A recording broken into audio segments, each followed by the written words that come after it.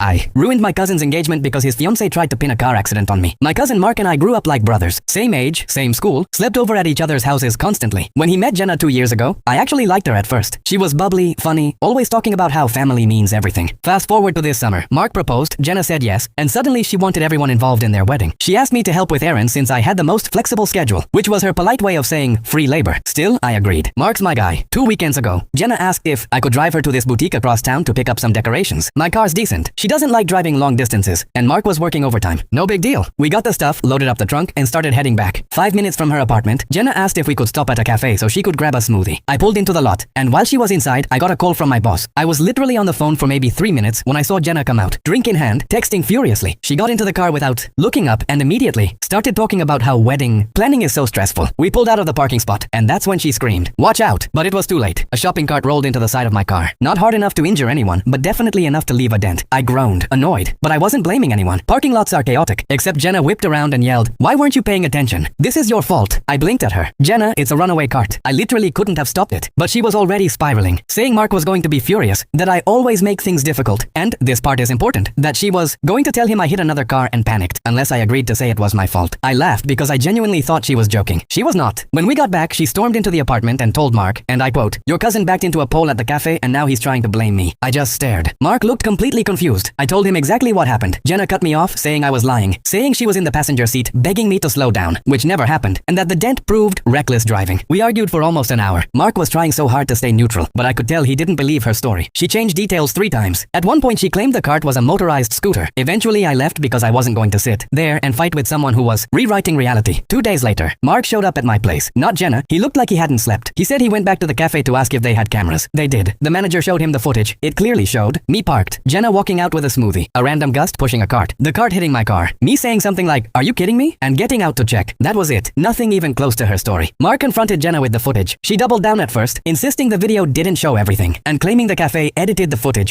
footage. Mark told her if she lied about something this small, what else had she been lying about? She broke down crying, saying she panicked, that she didn't want me to make her look bad. He ended up staying at my place that night. A week later, he called off the engagement, and then the floodgates opened. Turns out, she lied about finishing her degree, lied about paying off her credit card debt, lied about a health scare to avoid meeting his parents, lied about losing her engagement ring when she actually pawned it for cash. Her parents tried to blame me for ruining her life. She sent me a 7-paragraph text accusing me of destroying the best thing that ever happened to her. But here's the kicker. That cafe footage ended up in the breakup paperwork because she initially tried to sue Mark for emotional distress over the accident. His lawyer included the video in the response. She dropped the claim instantly. Mark apologized a dozen times for doubting me. He and I are fine. Jenna, on the other hand, moved out of state, and apparently she's telling people I sabotaged her engagement out of jealousy. Sure, because nothing screams jealousy like a shopping cart with bad timing.